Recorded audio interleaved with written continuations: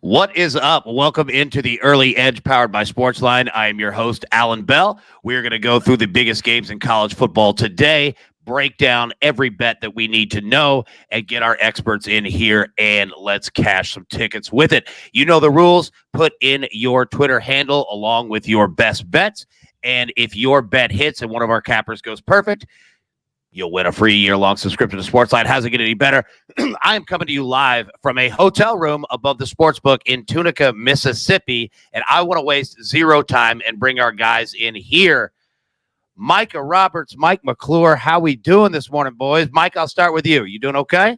I'm doing excellent. I'm so excited for today. I've got everything going. I don't know how I'm going to stay awake. I mean, it starts in a couple hours, goes all the way past the NASCAR race to the UCLA game. I got baseball playoffs, basically playoffs right now.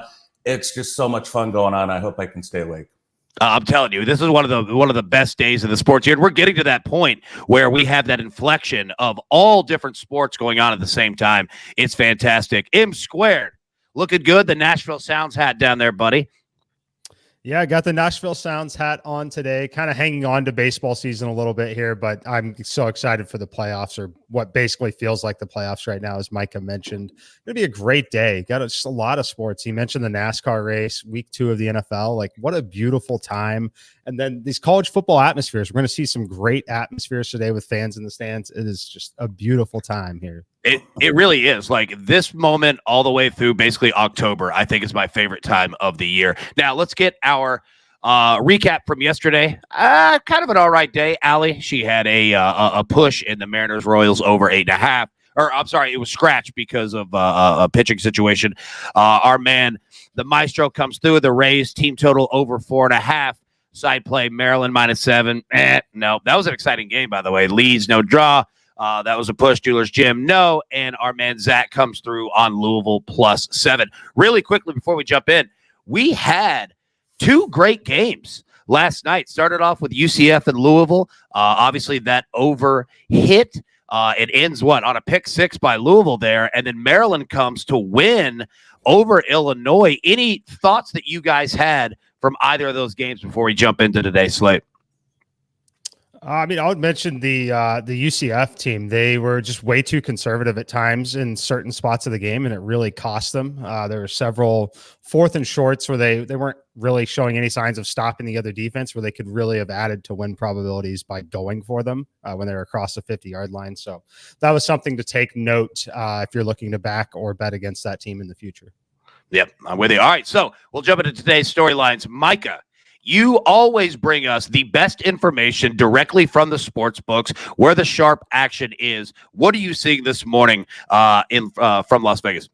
Well, I'm going to give you what happened last Sunday when these lines first came out at 11 o'clock Pacific time at Circus Sportsbook while NFL football was going on. So you had only the sharpest of sharp people betting these games, putting their own numbers against the book numbers with no other competition out there, because bettors are so much smarter when there's 2 different lines to choose from. So these are the numbers I like and where they went with it. We have Liberty that went from 23 to 29 down to 27.5 against a bad Old Dominion team. Arkansas 18 to 23.5 against Georgia Southern.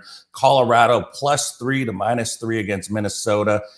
UMass +21 to +17 against Eastern Michigan. UTSA -9 to -13 against Middle Tennessee State. Tulsa +31 to +24.5 against Ohio State. That's a huge move there. Baylor 14 to 17.5 against Kansas. San Jose State 3 to 6.5 at Hawaii late game. Texas A&M 25 to 30 against New Mexico, and Michigan 24 to 26.5 against Northern Illinois. Those were the early sharp moves that happened over at the Circus. So much fun watching that board move around as all the bets come in from some of the sharpest bettors in the world. Well, I'll say this. Anybody out there, make sure to follow Micah on Twitter. You see it at Micah Roberts 7. He is fantastic with all of this sharp action. If you want to know where the money is going, where it's heading in the next 30 minutes to an hour, especially on a big Saturday game day, there is no better follow in the country than Micah. All right, So let's get started on our site plays today. We're going to go with our man, Zach Simony. All right. He has Boise State -3.5 at home against Oklahoma State. A Mountain West Big 12 clash take place. And although the Cowboys are 2-0, their margins of victory are by 7 points or fewer. Expect home field advantage from the blue field to give Oklahoma State problems with the crowd and quarterback Hank Bachmeier, Boise State.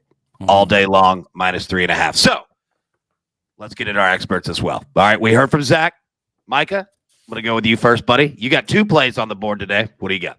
Yeah, I'm going to start out, and I'm going to go with Florida, by the way. And this game has dropped now. It's 14.5. I'm going to take it, though, and this is beyond the fact that Alabama has won 13 straight games. They have, let's see, Dan Mullen has never beat Alabama. Alabama is just the bully with all these amazing trends coming in, except the one thing that you're not going to hear a lot about is, well, you probably will, but you're going to have Bryce Young, who's been amazing so far, 7 touchdowns, no interceptions. It's like a record for Alabama quarterbacks, I think tied Tua. This will be his first test, I think, on the road at Gainesville. Gainesville crowd, still mourning over that loss 52-46 last year. A lot of those players, 23 regulars back from that Florida squad, they lost their quarterback, but so did Alabama. They've got a dual quarterback situation with Florida that it really intrigues me. The quarterback, Emory Jones, 4 interceptions so far, but it's the freshman from Gainesville, Anthony Richardson, that's induced some life into the program a little bit. And I think Dan Mullen's going to use that for all he can. Local kid making great play on his home field in front of his fans with Alabama there. I love that scenario. I'm not saying outright win, but I think this team has enough confidence built up from that SEC championship game last year to carry over into this game and maybe move to that next level. Dan Mullen's never done that against Bama. Big step here, but the crowd, I can't wait to see it. It's going to be exciting. And I also, at the same time, Bama, they've gone, 13 straight games scoring 40 plus points, or 9 straight games, 40 plus points. That helps the over a lot in this situation. So we're looking at a total at 60 now. I think that's a good bet as well, getting that game over and taking the points. Go Gators. I'm so fascinated to see this game because you brought up the quarterback situation, and I think it's fascinating to watch both teams in regards to their quarterbacks. What does Florida do in regards to Emory and as well as our man AR-15? All right, Mike, M squared. I'm not going to attempt the coach move on this one. I'm just going to let you rip it. What do you got? All right, we're going to start with Cincinnati -3.5. This one is, I think this line's kind of soft, to be honest with you. I think there are some smart people on the other side, obviously. But if this team has any sort of playoff aspirations this year, this is the first of 2 big tests that they have. They need to win, and they need to win convincingly against this Power 5 school. It's an absolute gift for them that this game is on the road when it comes to winning this game there, though. The Cincinnati defense is simply the better defense, maybe one of the best in the country, certainly one of the best secondaries, as they've got at least 2 future NFL players there in that secondary. But it's really about the Indiana quarterback. He has not been solid since returning from that ACL. I don't think he can throw down the field, especially against that secondary.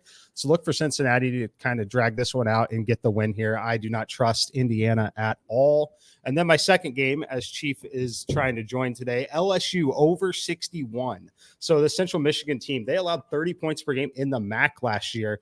LSU absolutely hungry to get the season's first win after that disappointing loss to UCLA.